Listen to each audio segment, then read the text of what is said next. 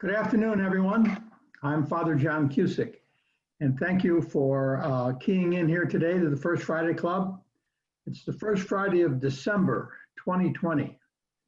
We've only got, today's December 4th. We can get rid of this year in 26 days and move to all kinds of other hopes and possibilities.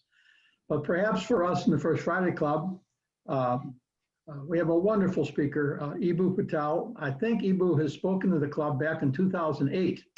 I looked it up somewhere around there, and we were all much younger in those days, but we were still, I think, dreamers and idealists, and I think that's what helps build a better world. Eboo has certainly been driven to do that. It's been the practice of the First Friday Club when we meet in person, actually, at the Union League Club, that we begin by taking our event and putting it in the hands of the Almighty. And that's been my job, and it's been my privilege. So in the spirit of the season, let us pray. Gracious God, the God of Abraham, the God of Muhammad, the God of Jesus, we move in this northern hemisphere into the darkest time of the year. The days continue to get shorter, and by the end of the month, the sun begins to return. That's a great symbol, Lord, for that light can drive out darkness. So we ask that you give us the courage to live lives that are filled with light. Remembering what Dr. King has told us, darkness cannot drive out darkness. Only light can do that. So help us be a light, a bright light, to all whom we meet, to the words we use, and to the actions that drive our lives. We put this day in the hand of the God that we love, and first of all, who loves us and breathed us into existence. Amen. I'm turning the baton over to David Dalt. David has been on the First Friday Club board for a long time. He's got this magnificent beard and looks like a man of great prominence, which we know he is. So David, it's all yours. Thank you, Father Cusick, and I want to echo the welcome on behalf of the board of the First Friday Club to all those folks that are attending and listening today. Thank you for being here with us. And I also want to remind everyone that all throughout the proceedings today, you can put your questions into the Q&A function, which is found there at the bottom of your screen. Please don't put the questions into the chat because the chat should be disabled. Please use the Q&A function. I want to welcome Dr. Eboo Patel. He founded Interfaith Youth Core on the idea that religion should be a bridge of cooperation rather than a barrier of division.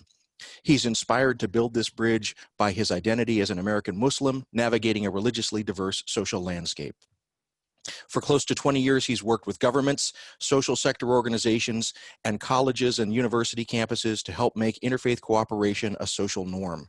He was named by U.S. News and World Report as one of America's best leaders, and he served on President Obama's inaugural Faith Council and is the author of books such as Acts of Faith, Sacred Ground, Interfaith Leadership, and Out of Many Faiths, his most recent work. In his off time, you'll find Dr. Patel in Chicago with his wife Shanaz and their two sons. And when he's not teaching his kids about interfaith cooperation, there's a good chance he's rooting for Notre Dame football and feeding a lifelong coffee addiction. He describes himself as an optimist, an American optimist. One place that he finds this abundant hope and optimism is with the college students with whom he works every week, where young people of different faiths unite in feeding the hungry while striving for reconciliation and justice. Hope emerges, he says, when we least expect it.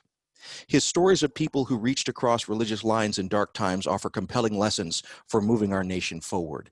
Today, Dr. Patel will be speaking to us on the topic of, in this era of division, can we build an interfaith America?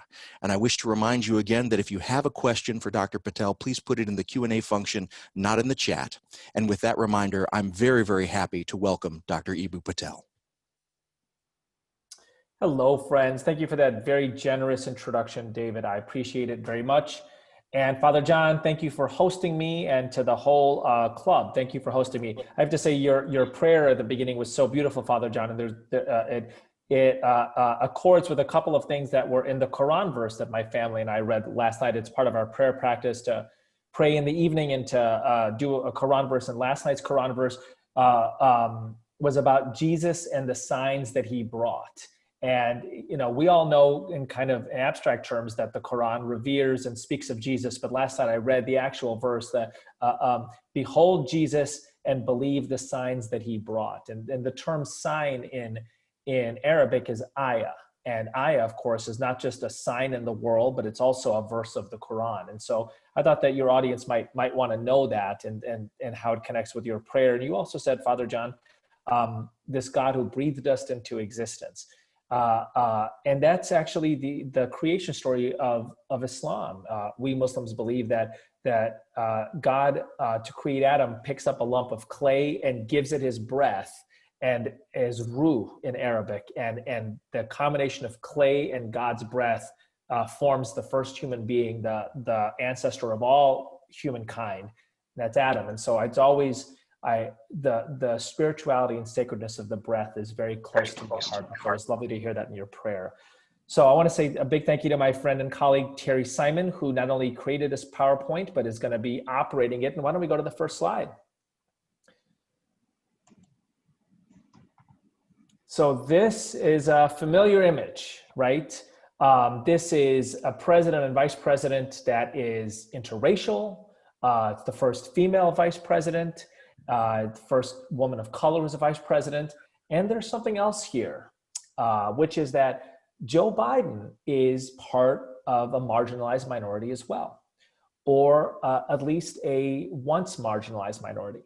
He is only the second Catholic to be elected to the nation's highest office. And part of what I want to talk about in this talk today is how America's history with anti-Catholicism and how the United States overcomes its anti-Catholicism, in large part. That's to say there aren't vestiges of anti-Catholic bigotry, but certainly did not play out in a public way around the Biden campaign in the way that it has in previous campaigns. I want to put forth that the way that the United States has metabolized its anti-Catholicism perhaps provides some hope for the future. And so this is a powerful symbol of interfaith America for me. Biden being a Catholic, somebody who brings a rosary with him wherever he goes, who is deeply admiring of the nuns, who speaks about keeping the faith and spreading it. Kamala Harris, who attends a Black Baptist church, but who grows up in a family where her mom is a Brahmin Hindu and who is surrounded by Hindu ritual and Hindu family, and whose husband is Jewish. And we have very much an interfaith presence in the White House in a very powerful way. So I thought that it's something that hasn't been commented on so much in the campaign, but I am looking forward to a real focus on religious diversity and positive interfaith cooperation.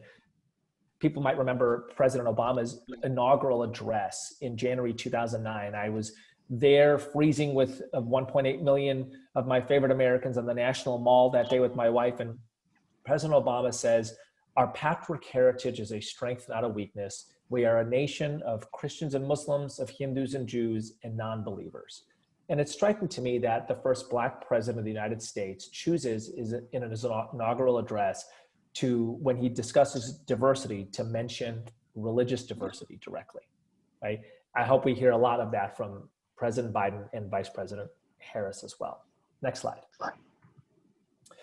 So this is kind of a generic image of the American founders, Madison and Washington and Jefferson. And part of what I want to point out about these gentlemen, these European founders, is they created something very new on earth, which is the world's first religiously diverse democracy. For the longest time, it was believed that a single race and a single religion, single ethnicity made up a nation. So there is an ethnicity and a religion at the heart of France.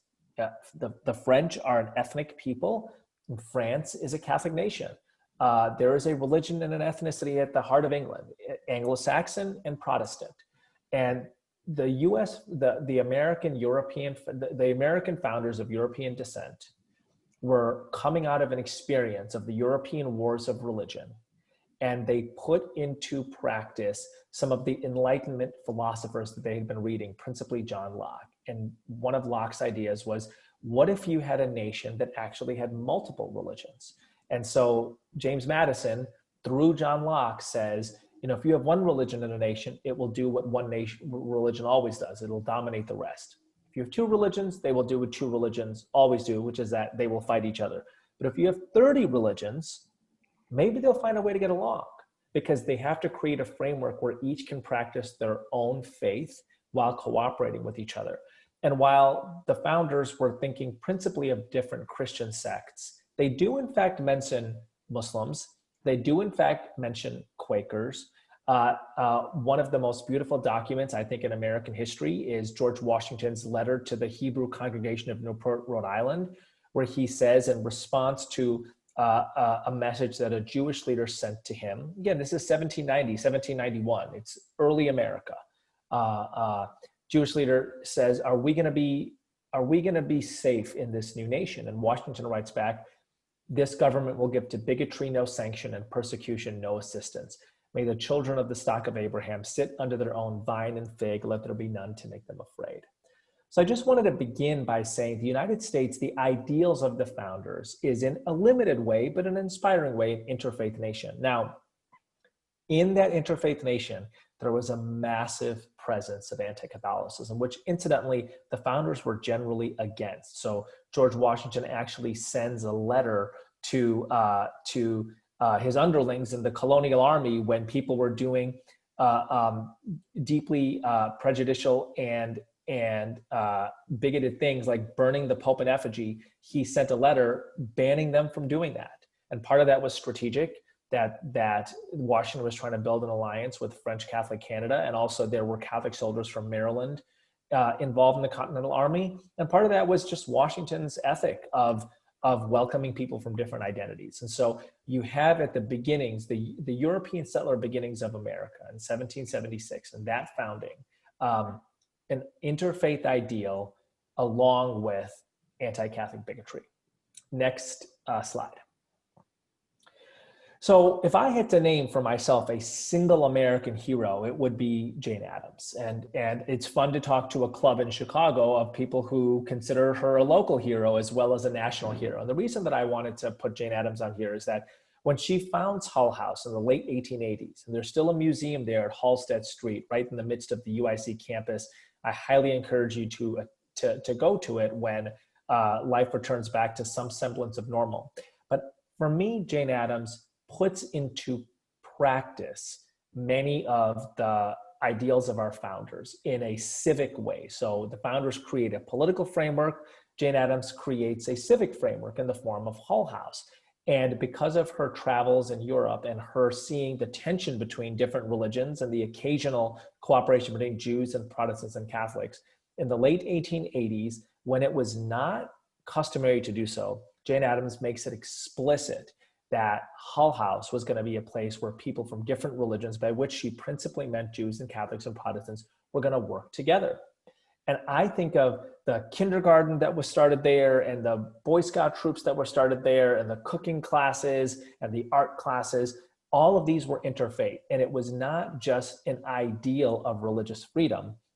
It was an actual civic cooperation. And so I like to pair Jane Addams with the European founders as somebody who builds the other half of the coin of interfaith America, as I like to call it, which is what does it mean to practically work together, to work together in hospitals, to work together in athletic teams, to teach together in schools, to be part of that great American tradition of pragmatism. Next slide.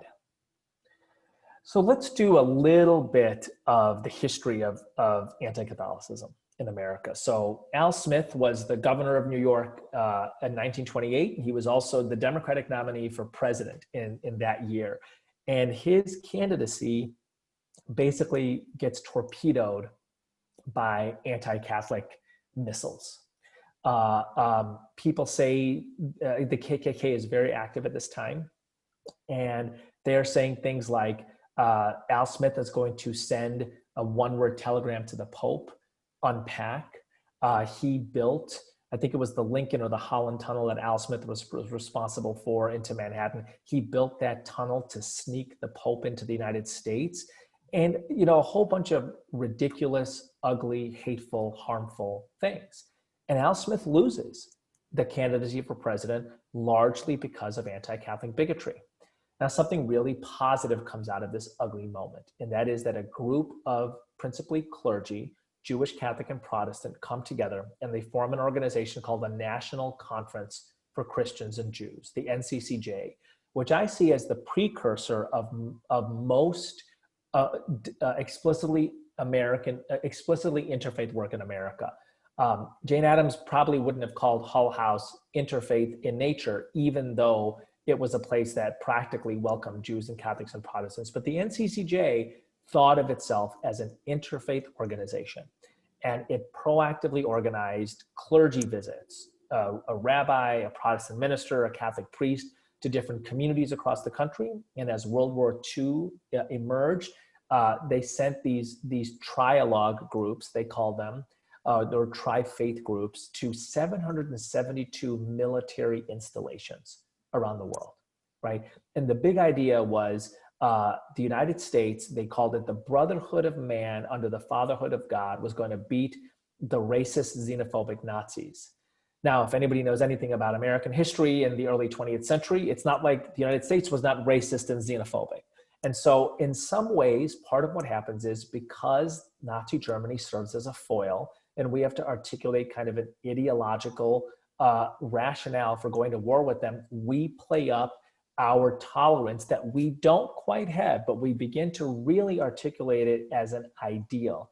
And it is principally an interfaith tolerance that emerges. People don't engage race as readily. Racism is still the third rail of American life, but they're beginning to say we should welcome our Catholics and Jews. Of course, these guys are fighting together in foxholes. Of course, African Americans and others were there also, and still they focused on this religious diversity. I want to put one more point on this, which is the NCCJ invents a term that is still very much with us and that frames how we see religion in America. And that term is Judeo-Christian. They literally invent it. Its prior use is in obscure philosophical texts by Nietzsche, and it's used very differently there. But the NCCJ wants a counter to the idea that the United States is a Protestant nation. And so they make something up, Judeo-Christian. And if you think about it, it's not that theologically accurate, right? Jews have a very different view of Jesus than Christians do. Not especially historically accurate. There's a very ugly history of Jews living as minorities in Christian-dominant lands in Europe. What it is it's a genius civic invention. It is a new framework for how America would view its growing religious minorities, at that time Jews and Catholics. It would view them not as aliens and outsiders, but as part of the family, Judeo-Christian, right? That emerges from the NCCJ as a result of Al Smith's presidential hopes being torpedoed by anti-Catholicism. Next slide. So this gentleman's hopes were almost also torpedoed by anti-Catholicism. He has to give a talk to the Houston Ministerial Association where he says that no Catholic prelate will form his policy, and he doesn't view himself as subject to the church hierarchy. He doesn't give the church instructions. The church doesn't give him instructions, and he just squeaks by as the winner. And there's some evidence that, his fellow Irish Catholic, Richard Daley, mayor of Chicago, encourages people who are still in the grave to vote. And that's one of the reasons that Kennedy gets put over the top. In any case, whatever you believe about that story, anti-Catholicism is still alive around John F. Kennedy's presidency, around John F. Kennedy's candidacy, and it almost does him in. And in some ways, it's the last gasp of anti-Catholicism, right? Because not that long later, the principal group of anti-Catholics, which are a certain brand of evangelical Protestants, they start to actually make common cause with Catholics on a set of political issues in American life. School prayer, the Supreme Court rules against school prayer in the 1960s. Evangelical Protestants and Catholics start to develop a political alliance around that. And of course, in the early 1970s, abortion. And there's a political alliance that forms around that. And so now you actually find evangelical Protestants being enormously strong supporters of Catholic political candidates. A set of evangelical Protestants have even converted to Catholicism, Newt Gingrich being one of the most high profile. But in 1960, it was a group led by Norman Vincent Peale, who went after John F. Kennedy at saying much the same thing that people said around Al Smith, that he was a Trojan horse for popery. And part of what I find interesting is how few people remember this history, even though, as the historian Arthur Schlesinger said, anti-Catholicism is maybe the deepest bias in the American character. Now, I think that probably anti-Black racism is an even deeper bias, and there's clearly been misogyny and other marginalizations as well. But it is interesting to note that it in recent memory, anti-Catholicism was so rife that it tanked one presidential candidacy, almost did the same to another, and was a major feature in American life. Next slide. So part of what also happens in the 1960s is the civil rights movement. And the civil rights movement is another form of interfaith cooperation. Part of what I'm doing here is I'm kind of telling two stories, a story of anti-Catholic bigotry in America and a story of the growth of interfaith cooperation that reaches up to the ideals of the European founders. And so here in Selma, you have obviously Reverend Dr. Martin Luther King Jr., you have a young John Lewis, the great American who recently passed away, who John Meacham famously said deserves the title of a saint. John Lewis, who grew up preaching to chickens in his parents' backyard. Both John Lewis and Reverend King, who were deeply inspired by Mahatma Gandhi, giving the interfaith, giving the civil rights movement its early interfaith character. You have Rabbi Abraham Joshua Heschel behind King's left shoulder there. He barely escaped the trains going from Warsaw to Auschwitz. He says that he feels like the soul of Judaism is at stake in the civil rights movement. And this is this growing interfaith consciousness, very much taking a page from the NCCJ movement, where you have people you have different religious inspirations and indeed different religious actors. Daniel Berrigan, the Jesuit priest, is there in Selma. Catholic nuns are there present in Selma. There's one of them right in front and center there, very much saying that the church is for the freedom of all people. The church is in the street speaking towards freedom, right? In my mind, the founders, Jane Addams, the NCCJ, the civil rights movement, this is all building towards power. The idea that I want to put in front of you today is that, which is that we should be considering the United States an interfaith nation and not just a Judeo-Christian nation. Just as the NCCJ responds to the narrow idea of Protestant nation with the term Judeo-Christian, a civic invention, I think the growing numbers of Muslims and Buddhists and Baha'is and secular humanists and Zoroastrians in America calls on us to move to the next chapter of the great story of America's religious diversity. And I think that chapter should be called Interfaith America. Next slide. So here's an image of Interfaith America, right? The South Asian gentleman there you see in the hat is a friend of mine. He's part of my Smiley Muslim community. These different religious traditions represented here, and American hospitals, I think, are the best example of interfaith cooperation we can think of. You frequently have a Jewish doctor working with a Hindu anesthesiologist trying to help a Muslim patient in a room that's supported by a Jehovah's Witness respiratory therapist that is being sanitized by a Baha'i at a hospital that was built by a Catholic religious order whose CEO is a secular humanist that grew up Buddhist. And I'm not making that up. That's like any hospital you go to these days, right? these are remarkable examples of interfaith America.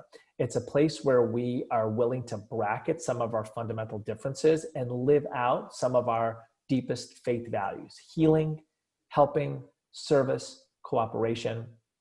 I think that interfaith America is all around us, and a big part of what we need to do is simply tell that story and lift up that reality and point to it and how inspiring it is. Next slide.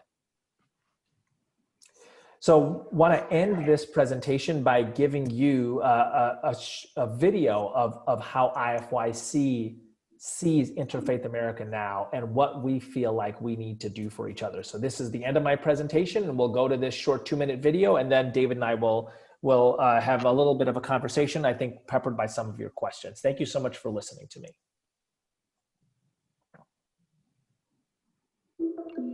We come from all over the world, carrying our history, our legacies, our stories, our ancestors and practices we've maintained for generations or created ourselves. We are orthodox and secular. We are searching and spiritual. We are black and brown and white and everything in between. We are civically minded. And when we look at what's happening in society, we think maybe we can help. We have faith in our communities, our families, ourselves, and we are inspired by our traditions to imagine an America that is different, an America that is more kind and compassionate and just. We know we can create one, especially when we come together, when we call on our crew, when we gather to work, when the many assemble as one for the betterment of all. Like those who have inspired us, they came from somewhere.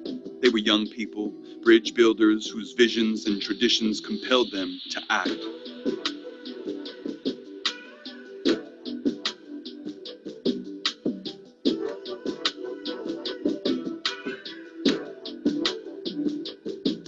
They were brave and outrageous. They did things that had not been done. They led acts of service across lines of difference. Today, interfaith leaders in communities, campuses, and in the streets across the country are engaging in conversations and actions that steer broad cultural change. And it starts with you and your story in conversation with others like you and not like you. A growing understanding of our difference and similarities that broaden our sense of who we are and who we are in connection to others. And what it means to renew the broken promises of our country. Become a bridge builder. America needs you. As Miss Brooks said, we are each other's harvest. We are each other's business. We are each other's magnitude and bond. So as David said up top, a lot of the work IFYC does is on college campuses and with young leaders. And part of what we try to do is put together curricula and videos like that to inspire people to become interfaith leaders and to build Interfaith America. So we can send out, Judy and the Friday Club team can send out that video, that link to that video. And I hope you watch it again and it inspires you, and share it with people in your life, especially young people. And you can see many more along those lines at ifyc.org.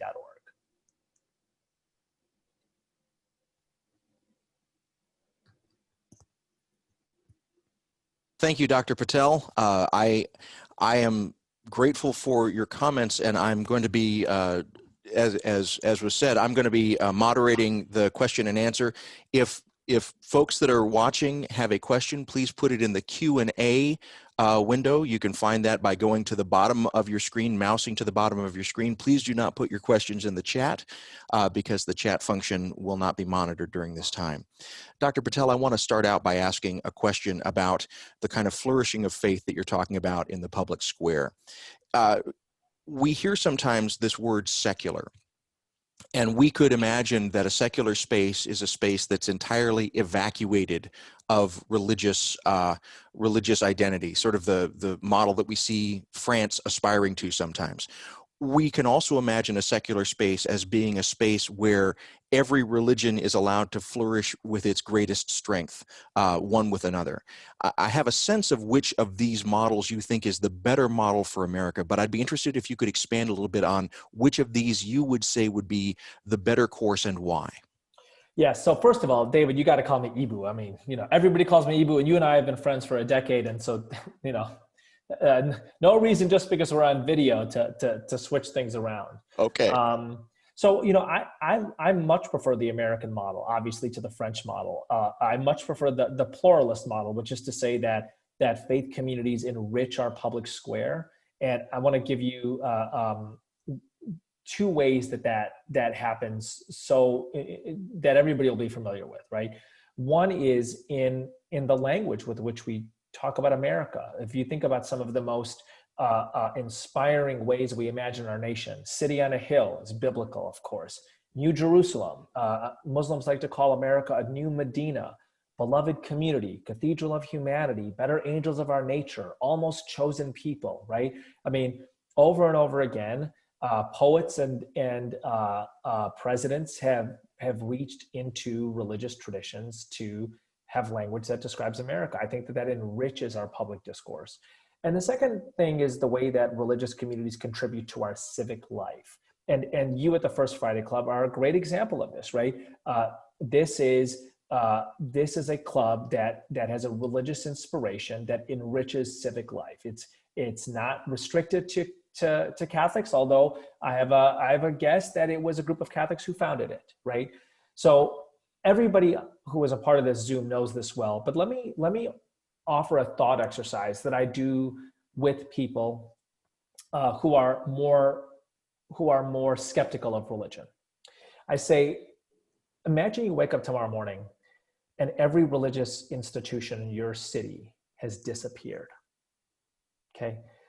And every once in a while, somebody will say, well, you know, people can worship at home. That's their business. So I think that it's a great tragedy if people can't worship communally. You know, so many religious traditions require communal worship, right? But it's not just worship that happens at those churches and synagogues and mosques, right? Where's the Greater Chicagoland Food Depository going to have distribution sites? Where's the AA group going to meet? Who's going to organize visits to the senior center, right?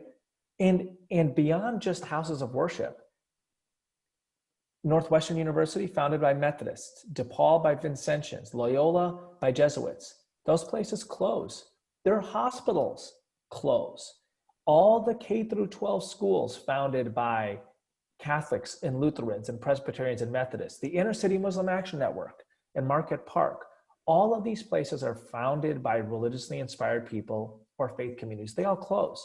What happens to our civic life, right? So we absolutely want a nation that welcomes the contribution of multiple communities.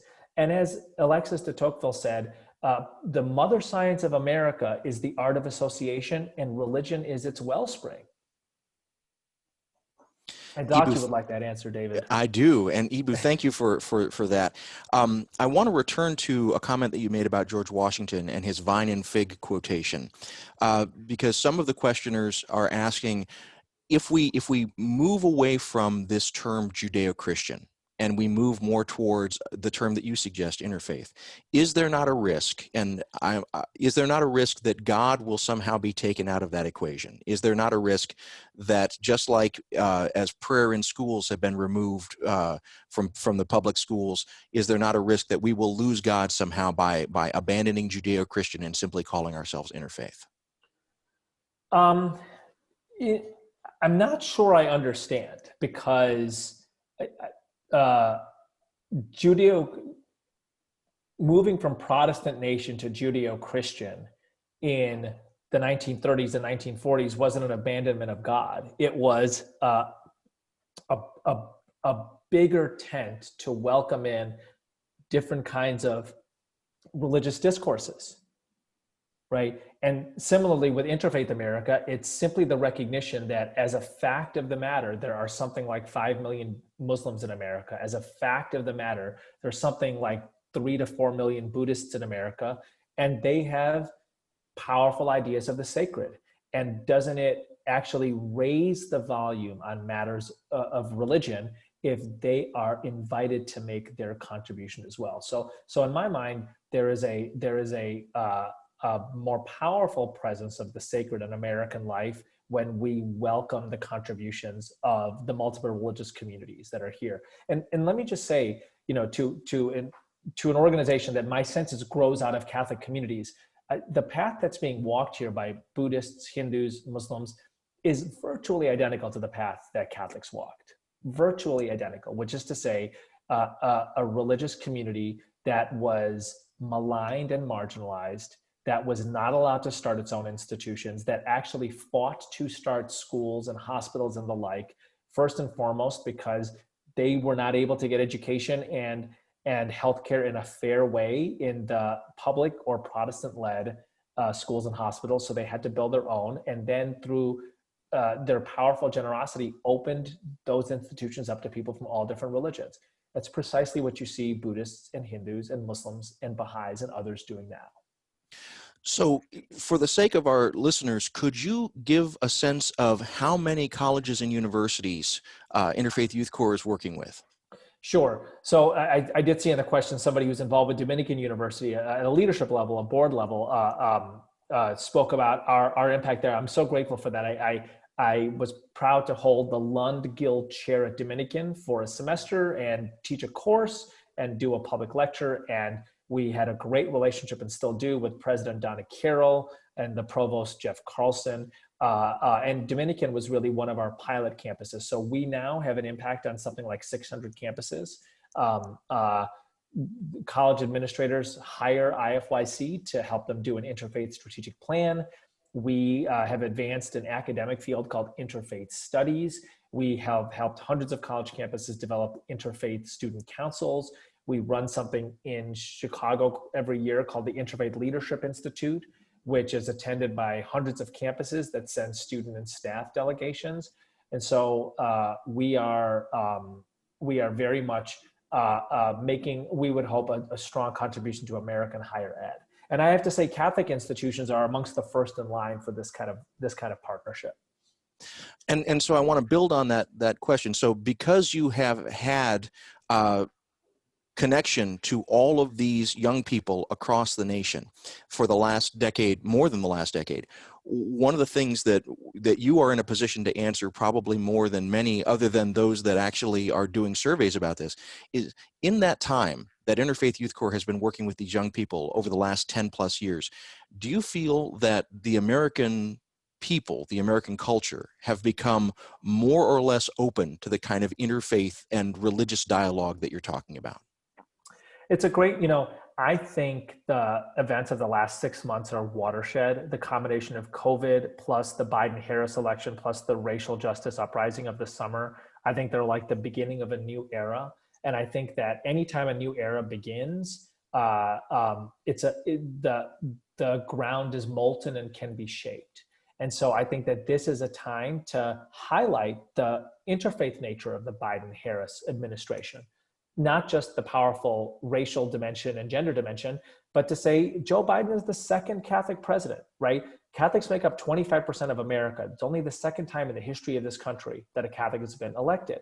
Why is that? Let's talk about the ugliness of anti-Catholic bigotry, and let's talk about how inspiring it is that America has largely overcome it. Let's talk about the wisdom that Kamala Harris gets from her the Hindu side of her family. About her Jewish husband. Let's intertwine that with the great history of racial justice movements in America. And remember that those movements, from abolition to civil rights, were often inspired by religious commitments. And in the case of civil rights, proactively included and welcomed various religious inspirations and communities. So I think that this is a time when the nation is molten and can be shaped. I want to build on that idea that the nation is molten and can be shaped, because if we take that idea of a kind of molten reshaping, we could look at that in the light of what you're saying earlier about the robust participation of many faiths in the public square. And I think some questioners might have a fear that if they take their religion into a molten landscape in the public square, that their religion might be changed, or that somehow it might be blended with other religions. Is that what you're advocating, a kind of mixture of all religious practices into one amalgamation? Or are you thinking that we would be better served by having a different approach than having the kind of loss of identity that I think some questioners are fearing? So identity is always changing. It just is, right? We at IFYC certainly don't advocate for a synthesis of different religions. We advocate for attention to the presence of religious diversity in civil society and in the public square. We do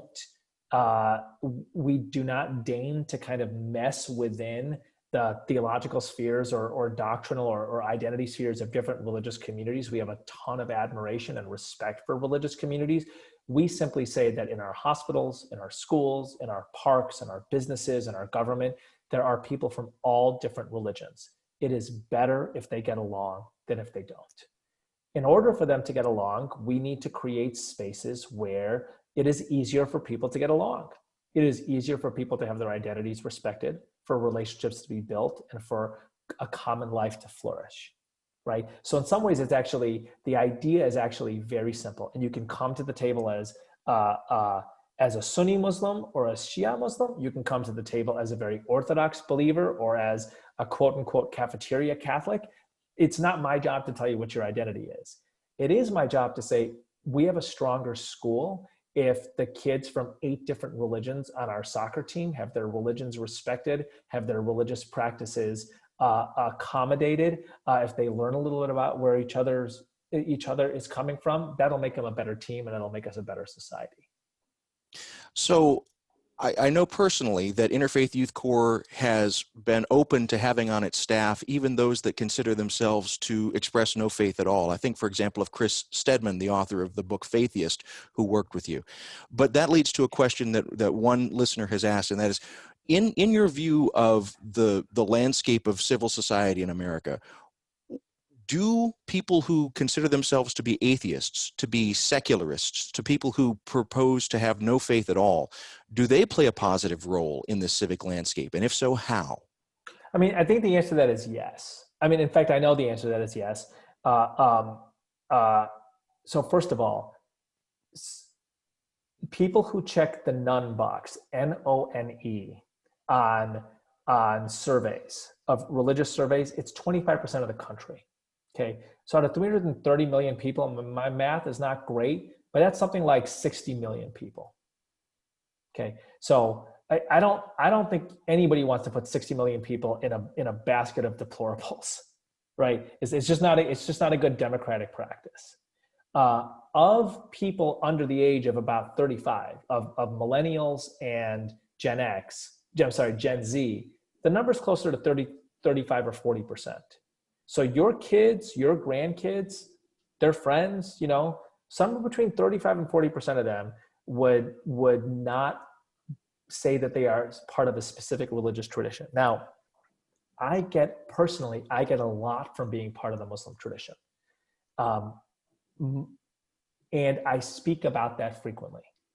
And I tell stories about my friends and my heroes who are part of other religious traditions, how those traditions nourish them. And I encourage participation in religious institutions, right? I think that they're hugely important. I talk about my family's prayer practice, but not in a way that I hope would feel like a cudgel to people who don't do that. Instead, as a way to invite people to consider participation in religious community and religious tradition as life-giving, right?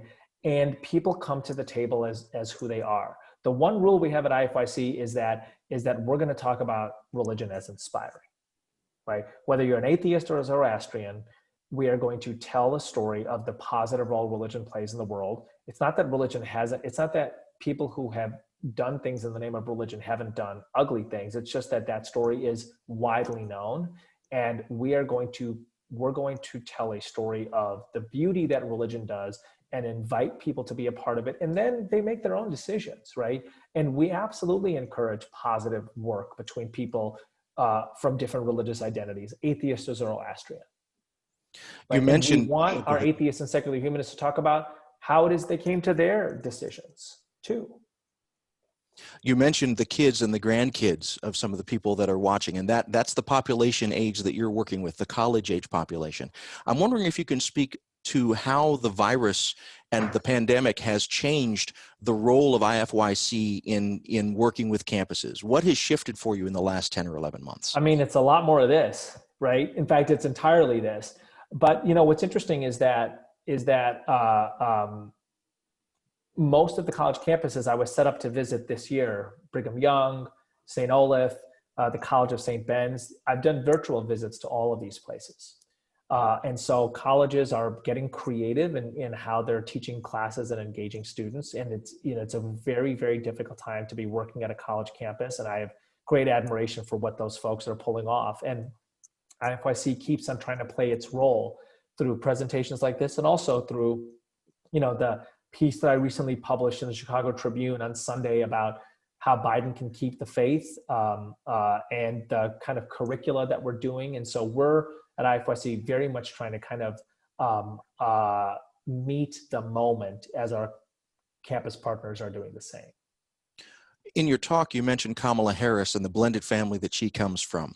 In the Archdiocese of Chicago, the Archdiocese has given a lot of support to Catholic Jewish blended families, both from an educational level and just supporting them liturgically and spiritually. But I'm wondering, as the entire demographic landscape of America is changing and becoming more interfaith, not just at the civic level, but at the level of the nuclear family, where one parent is different in faith from another parent, what sort of impact do you see that having both on the kind of development of the American social landscape, but also how should people of faith be thinking about this blending of faith at such an intimate level? It's going to be major. I mean, thank you for that question. There's not going to be less of it. There's going to be more of it, right? And that is just a demographic reality. It's like, it's either 80 degrees outside or 30 degrees outside. You can't, you can't lie about the temperature. You can choose how you dress for the weather, right?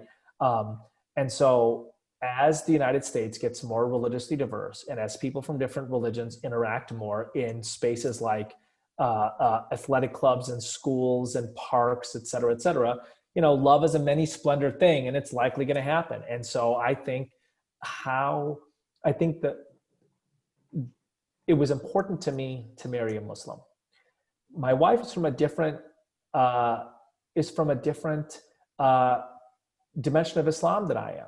So even though we both view the Quran as holy and the Prophet Muhammad as holy, there's different religious practices at play, and there's interesting tensions and also kind of a beautiful diversity in the mix. And it takes more effort. It takes more effort, right? Now, of course, there's more gain in terms of there's more learning that happens, but there's also, where are we going to go to, whose house of worship are we going to do that is a question, right? But kind of like the winter in Chicago, you can't escape it. This is going to happen. You just have to choose how to dress for it. Thank you for that. Several questioners in various ways have raised a concern about what they perceive to be an increased hostility towards avowed religious identity in the public square. I said at the top of our talk when I was introducing you that you describe yourself as an American optimist. And I think that a lot of the questioners are wondering, what are some of the things that you look to maintain your optimism in the face of this narrative that says that America is becoming increasingly hostile and that religious freedom needs to be zealously protected? Yeah, so, I would be an optimist if probably I was in Zimbabwe or Kenya or Chile or Pakistan, right? I'm just wired that way. But, I have to say that, I was born in a country where you can't drink the water that comes out of the tap, and you can't breathe the air in some of the cities. And a lot of the world is like that. And so part of me is like, if I wake up in the morning and I can utter my prayers and I can turn on the tap and drink the water and go outside and breathe the air, it's a good day, right?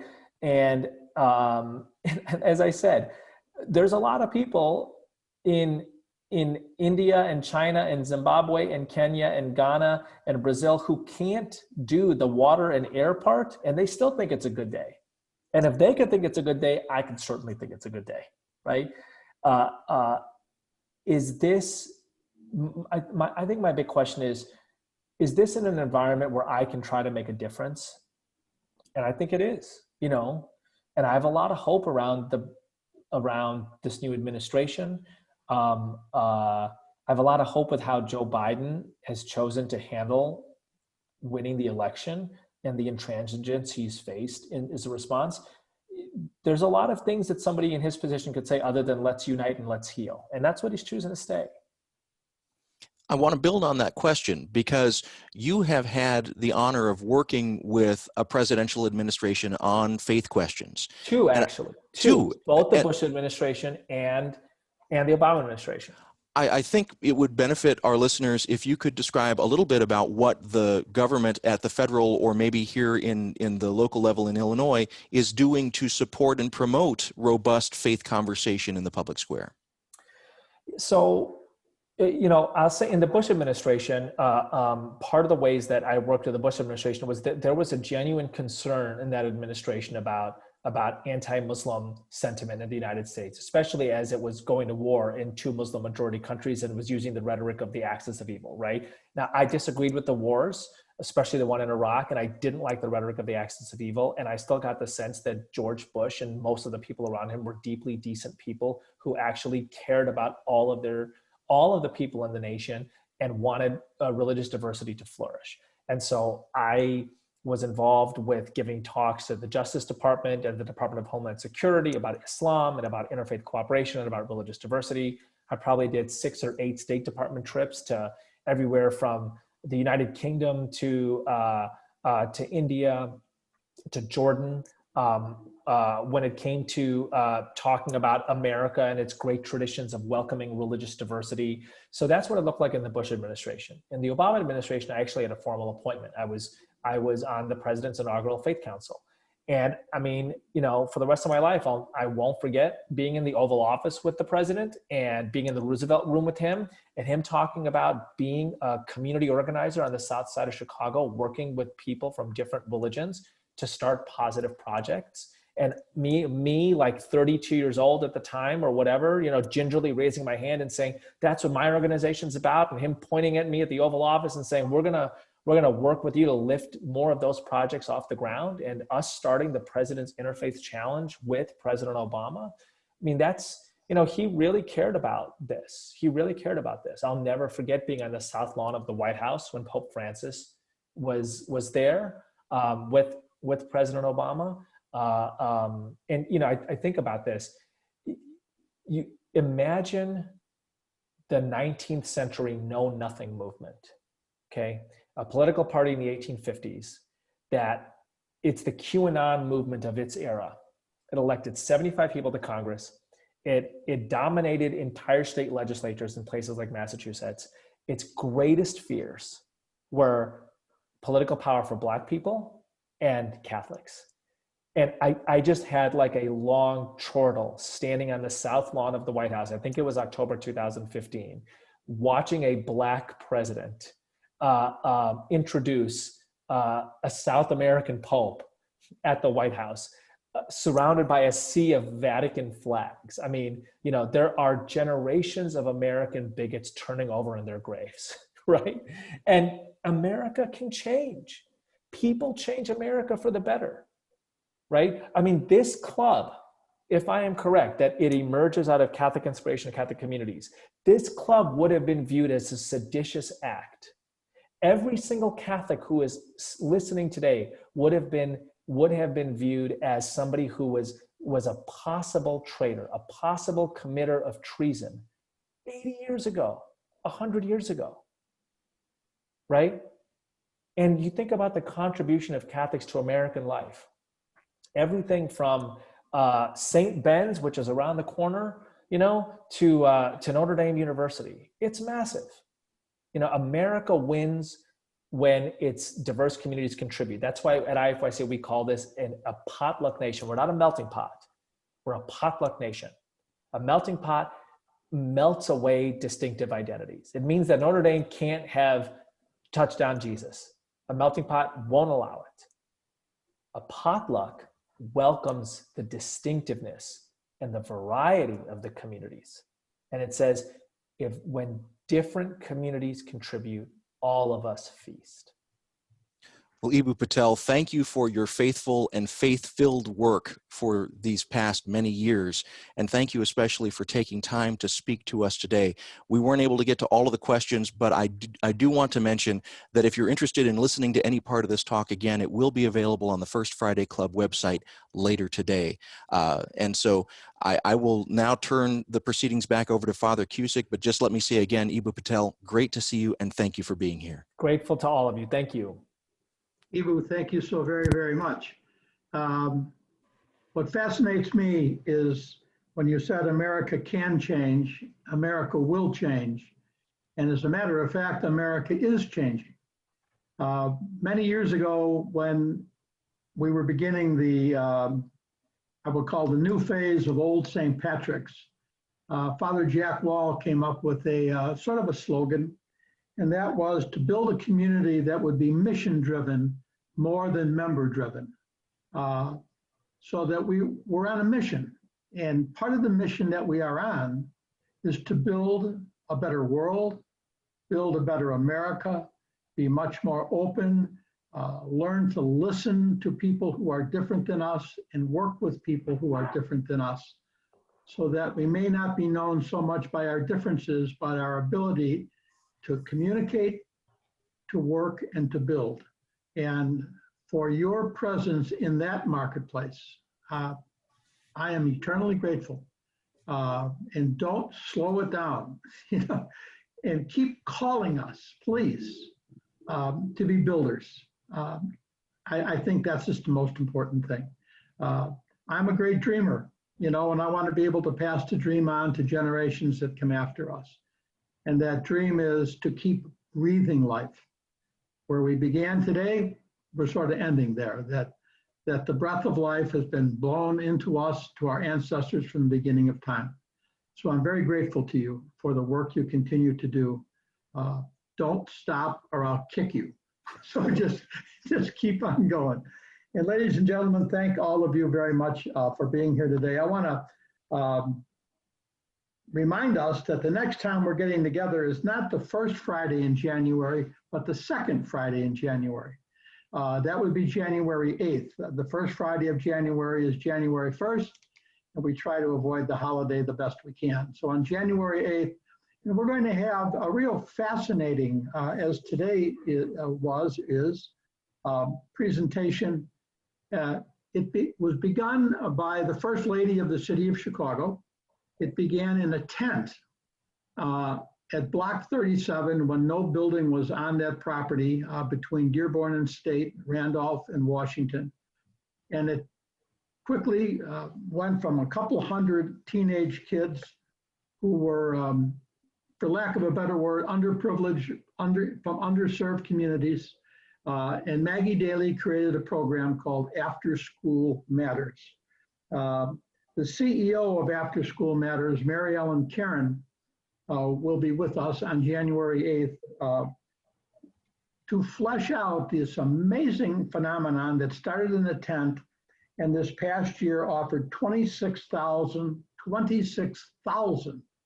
program opportunities to teens from under-resourced neighborhoods across the city. It's a great story with a great leader, and it'll be a wonderful presentation, and I think a terrific way to start the year. So thank you all so much for hanging out with us today. May this month of ongoing darkness lead to the brightness of faith and light and hope, and continue building in America that's the land of the free, the home of the brave, and welcomes all from everywhere to be a part of this great dream, this great experiment. Again, to Eboo Patel, honored that you could fire up our imaginations, and to all of you for taking the time in this last hour and being here. Thanks again. If you are celebrating Kwanzaa, if you're celebrating Hanukkah or celebrating Christmas in this month of December, have a grand celebration. And may I beg us all, please stay healthy, wear a mask, and be conscious of your brothers and sisters so that we can carry health to all whom we meet. Have a good month. We look forward to seeing you on January 8th at high noon. Go in peace.